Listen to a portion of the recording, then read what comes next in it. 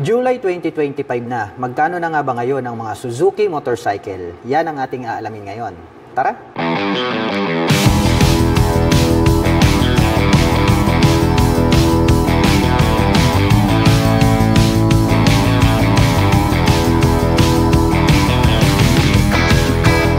Ito po yung kanilang pinakabagong Suzuki Gixxer SF155.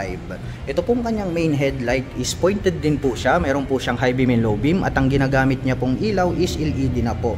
Ito pong kanyang mga turn signals ay located dito sa bandang ibaba. Bulb type po yung kanyang ginagamit. Equipped naman po ito ng traditional telescopic fork para sa kanyang front suspension. At ito naman po ay mayroong single rotor disc brake with 2-pot caliper na bi-brake. Silipin natin ito pong kanyang fully digital meter panel display. Naka-mechanical key ang ignition. At mayroon naman po itong 12 liters na fuel tank capacity. Malapad din po ito pong kanyang upuan. At mayroon naman po itong 5-speed manual transmission. Naka-V-shape design naman po ito pong kanyang taillight. Blue color naman po ito pong kanyang integrated na grab bar. Naka-disc brake dito sa likuran. Very sporty looks po ang dating nito pong kanyang stock pipe. At mayroon po itong dual exhaust. Naka-monoshock absorber ang kanyang rear suspension. At ang presyo po nito pong kanilang pinakabagong Suzuki Gixxer SF155 ay nagkakahalaga po ito ng 114,900 pesos. At kung balak mo naman pong kumuha ng hulugan ay kailangan mo lang pong mag-down payment dito ng 13,800 pesos. At mayroon naman po itong 5,702 pesos sa loob po yan ng 36 months. Ito naman po yung kanilang Suzuki Rider J Crossover 115cc. At ito po ay naka-fuel injection na po siya. Kaya asahan po natin na matipid na po ito sa pagkonsumo ng gasolina. Ang cute po pala nito pong kanyang headlight design. White po ito pong kanyang headlight cover. At gumagamit po ito ng bulb type para po dito sa kanyang main light hanggang dito po sa kanyang mga nakapop up na mga turn signals. Gumagamit naman po ito ng traditional telescopic fork, black color para po rito sa kanyang front suspension. Mayroon po siyang rubber boots. Naka-single rotor disc brake na flower design with Nissin na single pot caliper. At ito po pala ay naka-spokes rim set. At ang kagandahan niyan, naka-semi dual purpose pattern tires po ito pong kanyang mga gulong. Mapunta naman po tayo dito sa kanyang meter panel display. Ito po ay gumagamit ng analog meter panel display. Naka-mechanical key ang ignition at ito po ay naka-naked handlebar. Ang lapad din po pala nito pong kanyang upuan. Black color naman po ito pong kanyang seat cover. At dito po sa kanyang side profile, may nakalagay po rito na Suzuki decal, Rider J, and then may nakalagay po dyan na FI or fuel injection na decal. At dito po sa kanyang side cover, may nakalagay naman po rito na crossover in white color na decal. Yan naman po yung kanyang model name. At ito naman pong kanyang engine is glossy black, may naka-intact dyan na Suzuki. At ito po pala ay mayroong 115 cubic centimeter engine displacement. At ang motor po na ito ay naka-semi-automatic. Meron po itong side stand at center stand. At ito naman pong kanyang swing arm is tubular po siya na square type metal po yan. At ito po ay equipped with dual shock absorber para po dito sa kanyang rear suspension. Meron po palang susian rito na kung saan ay pwede po nating buksan ito pong kanyang upuan dahil ito po ay mayroong underseat compartment na 18 liters. Kung hindi ako nagkakamali dahil hindi natin siya mabubuksan. At ito naman pong kanyang taillight matulis at ang kagandahan niyan, included na po rito yung kanyang mga turn signals dito po sa kanyang taillight assembly. At ito naman pong kanyang stock pipe, combination po ito ng silver and then black color. Mayroon naman po itong single exhaust. At gaya po ng sabi ko sa inyo, ito po ay naka-spokes rim set. Itong kanyang hub is silver color po siya. At gumagamit po ito ng mechanical trailing or drum brake para po sa kanyang rear braking system. Pero ang kagandahan niyan, yung front is naka-single rotor disc brake. Kaya maporma yung kanyang dating. At gaya po ng sabi ko sa inyo, ito pong kanyang gulong is naka-semi-dual purpose pattern tires. At ang kagandahan po niyan, mayroon po itong electric starter at bukod dyan, ay meron pa po itong integrated na kick starter. At ang presyo po nito pong kanilang Suzuki Rider J Crossover 115cc ay nagkakahalaga po ito ng 70,900 pesos. At kung balak mo naman pong kumuha ng hulugan, ay kailangan mo lang pong mag-down payment ng 4,800 pesos. At mayroon naman po itong 3,904 pesos sa loob po yan ng 36 months. Suzuki V-Strom 250SX, meron po itong full LED na headlight, naka-pop up naman po. Ito pong kanyang mga bulb type na turn signals. At meron po itong clear color na visor. Naka-traditional telescopic fork dito sa harapan, habang naka-monoshock absorber naman po dito sa likuran. At may sukat na 100 by 90-19 dito sa harapan, habang mayroon naman pong sukat na 140 by 70-17 dito sa likuran. At ito po ay gumagamit ng single rotor disc brake with 2-pot caliper with ABS, habang naka-single disc brake with single pot caliper dito sa likuran with ABS. Ito po ay naka-cast wheel at naka-dual purpose pattern tires. Naka-fully digital meter panel display, naka-mechanical key ang ignition, at ito po ay naka-naked handlebar. At mayroon po itong integrated na USB charging port dito po sa harapan. At ang kanya naman pong mga button selectors, mayroon po itong passing light, high beam and low beam, turn signal selectors at ang kanyang horn. Habang dito naman po sa kabila, mayroon po itong engine kill switch at ang kanyang electric starter. At mayroon po itong 12 liters na fuel tank capacity, at mayroon naman po itong fuel consumption na 35 km per liter. Ang ganda rin po ng pagkakayari nito pong kanyang upuan. Mas mataas po itong ating back rider seat compare natin dito sa rider seat. At naka two-tone color combination naman po na black at gray ito pong kanyang seat cover. Silver color naman po ito pong kanyang integrated na grab bar, at converted na rin po ito as rear carrier. Triangle shape naman po ito pong kanyang full LED na tail light, at bulb type naman po ito pong kanyang mga naka-pop up na turn signals. Stylish po ang dating nito pong kanyang stock pipe, at mayroon po itong dual exhaust. At mayroon po itong 6-speed manual transmission. May integrated na mudguard at chain protector. At ito po ay mayroong 249 cubic centimeter engine displacement to be exact. Naka single cylinder, single overhead cam, 4-stroke with 4 valve, at nakakapag-provide po ito ng maximum power na 19.5 kW at 9,300 RPM. Habang nakakapagbigay naman po ito ng maximum torque na 22.2 Nm at 7,300 RPM. At mayroon po itong seat height na 835 mm, may ground clearance na 205 mm, may wheelbase na 1,440 mm, at mayroon naman po itong kabuang bigat na 167 kg. At ang presyo po ng Suzuki V-Strom 250SX ay nagkakahalaga po ito ng 229,000 pesos. At kung gusto mo naman pong kumuha ng hulugan, ay kailangan mo pong mag-down payment ng 31,800 pesos. At mayroon naman po itong 10,641 pesos sa loob po yan ng 3 taon. Ito po yung kanilang pinakabagong Suzuki Gixxer 155 2024 model. Ang ganda po nito pong kanyang headlight design. Dito naman po naka-install dito pong kanyang mga turn signals na naka-pop up, at bulb type po yung kanyang ginagamit. At pagdating naman po rito po sa kanyang front suspension, ito po ay equipped with traditional telescopic fork. At ito po ay mayroong single rotor disc brake with 2-pot caliper na vibre para po sa kanyang front braking system. Naka-fully digital meter panel display, naka-mechanical key ang ignition, naka-naked handlebar, may 12 liters na fuel tank capacity. At mayroon naman po itong 5-speed manual transmission. Naka-monoshock absorber ang rear suspension, naka-V-shape design naman po ang kanyang tail light, naka-single rotor disc brake with single pot caliper na vibre ang kanyang rear braking system. Ang ganda rin po nito pong kanyang upuan. At mayroon naman po itong dual exhaust, at naka-fuel injection na rin po ito. At ang presyo po nito pong kanilang pinakabagong Suzuki Gixxer 155 2024 model ay nagkakahalaga po ito ng 104,900 pesos. At kung balak mo naman pong kumuha ng hulugan, ay kailangan mo lang pong mag-down payment ng 11,800 pesos.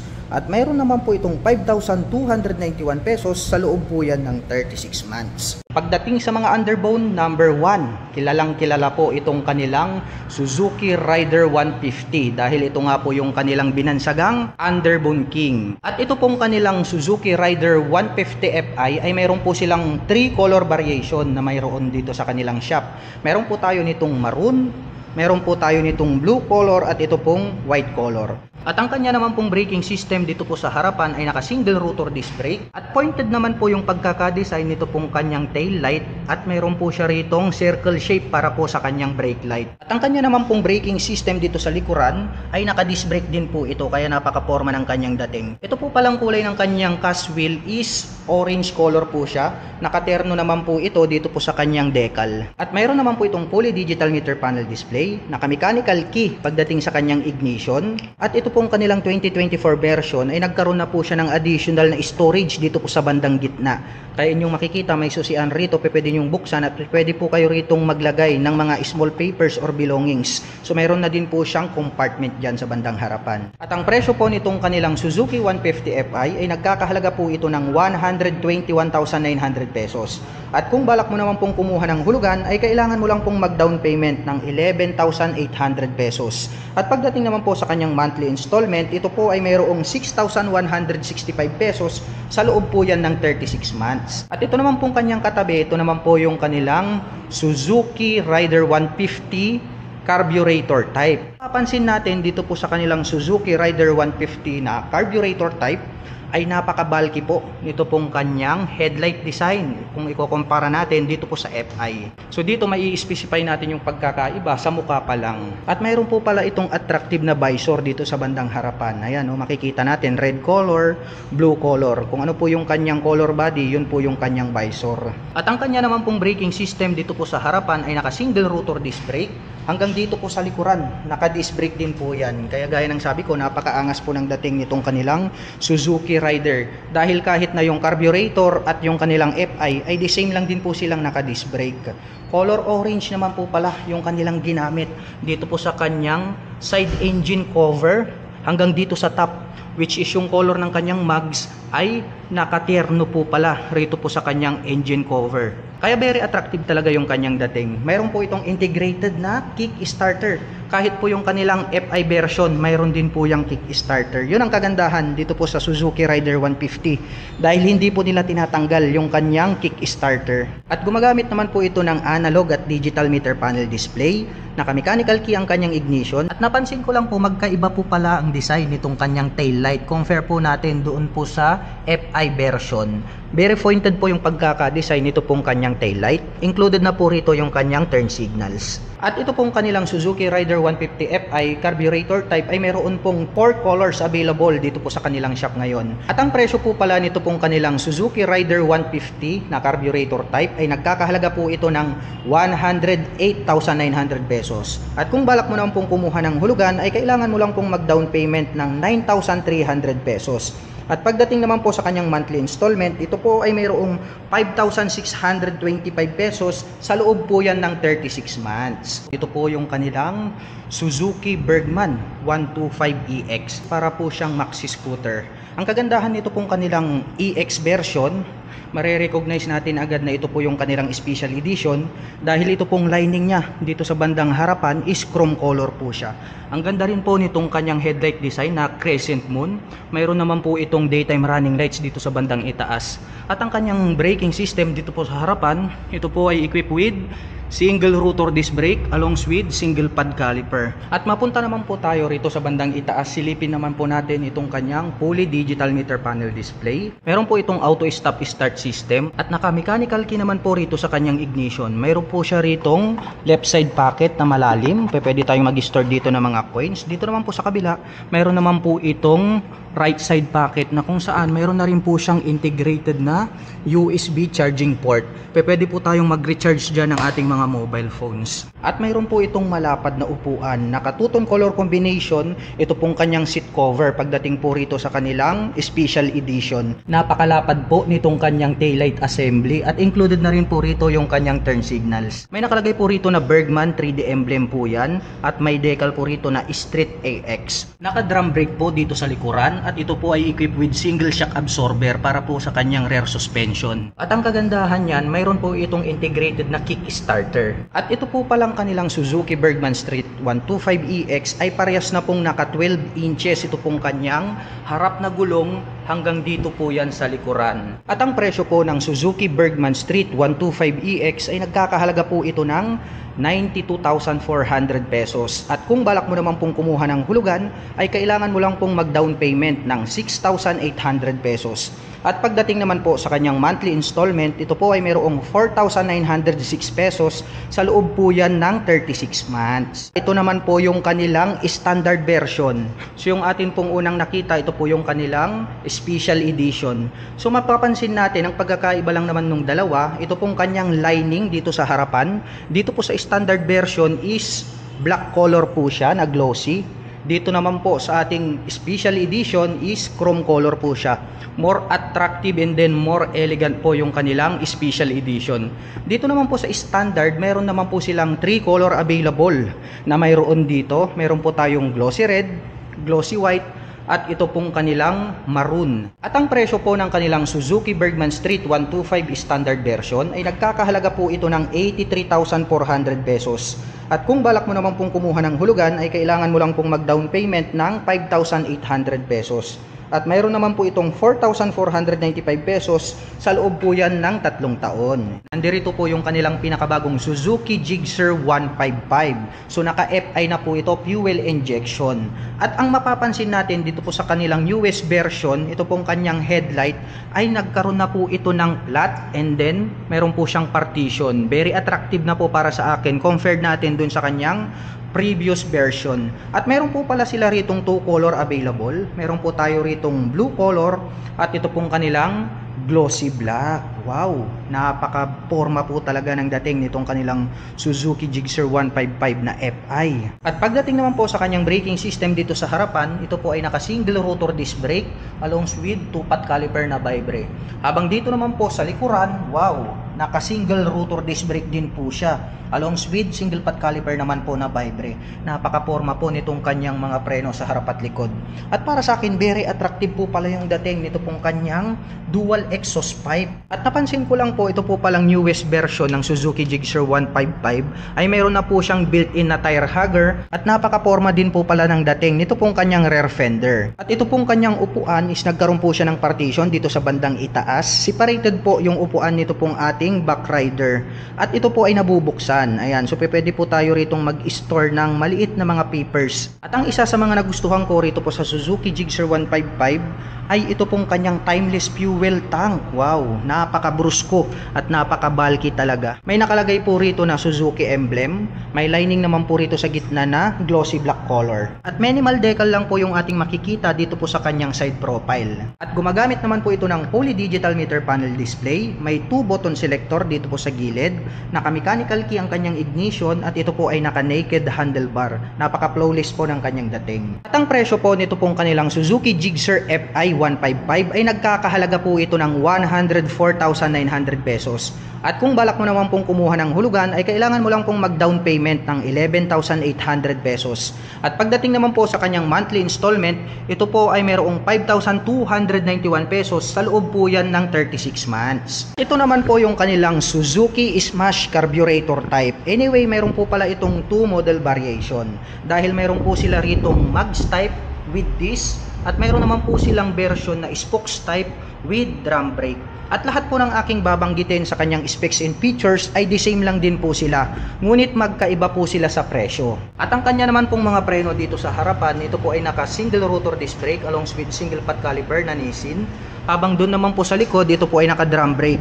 At ito pong kanilang Smash na carburetor type ay naka dual shock absorber sa likuran. At gumagamit naman po ito ng analog meter panel display, naka mechanical key ang kanyang ignition, may integrated na kick starter, at semi-automatic po ang motorcycle na ito. At kapag inyo pong bubuksan ito pong inyong upuan, nandirito po yung kanyang susian sa bandang likuran. At ito po pala ay merong enough na storage na pwede po nating paglagyan ng ating mga personal belongings. Nandirito na rin po yung kanyang fuel tank under the seat. At ang presyo po pala nito pong kanilang Suzuki Smash carburetor type na nakamags ay nagkakahalaga po ito ng 68,400 pesos. At kung balak mo naman pong kumuha ng hulugan ay kailangan mo lang pong mag-down payment ng 4,300 pesos.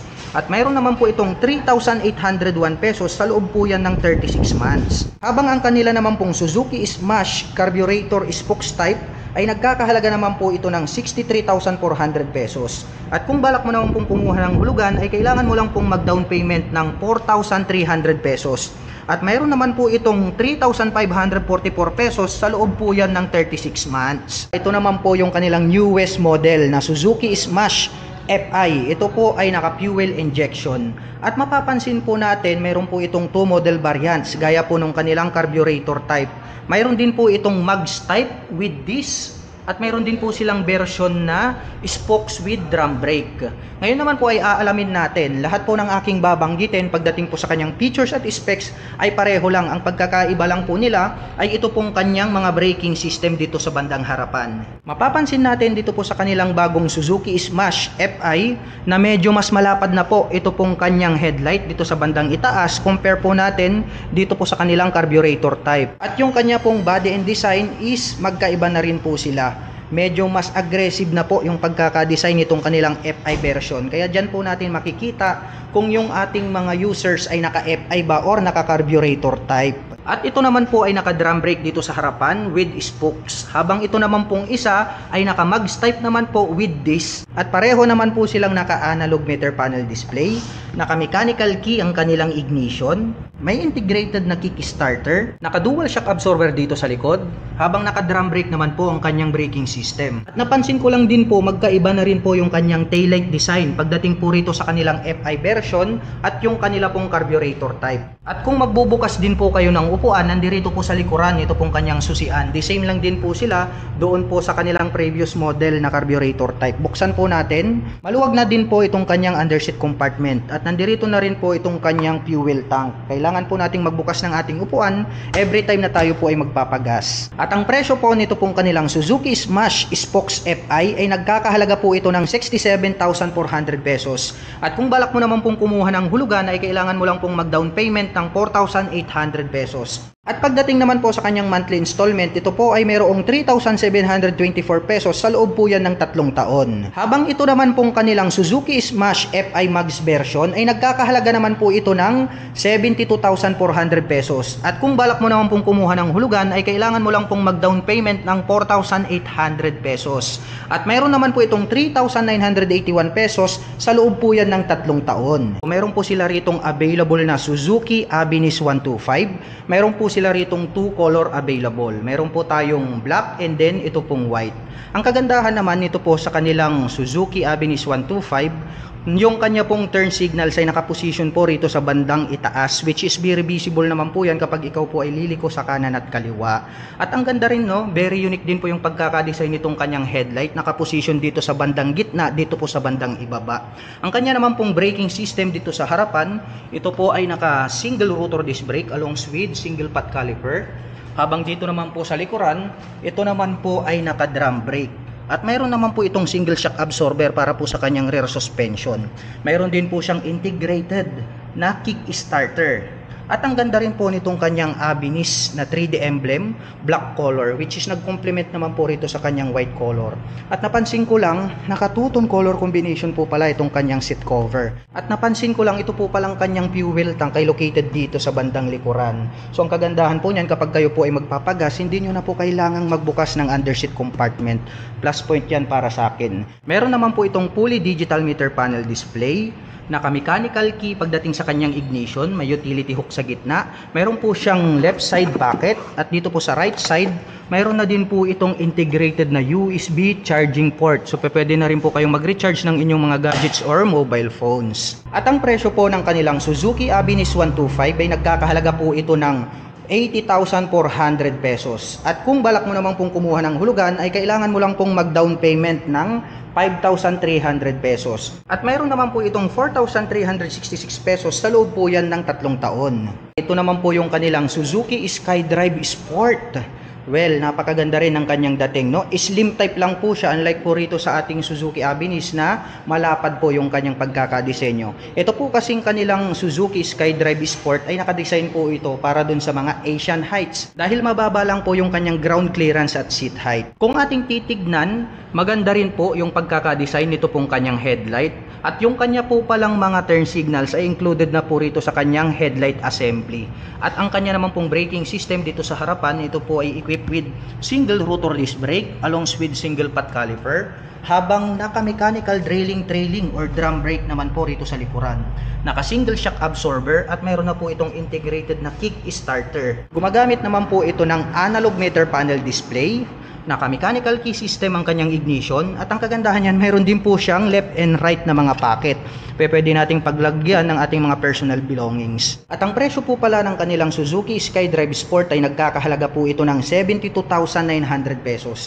At kung balak mo naman pong kumuha ng hulugan ay kailangan mo lang pong mag-down payment ng 4,800 pesos. At pagdating naman po sa kanyang monthly installment, ito po ay mayroong 4,006 pesos sa loob po yan ng 3 taon.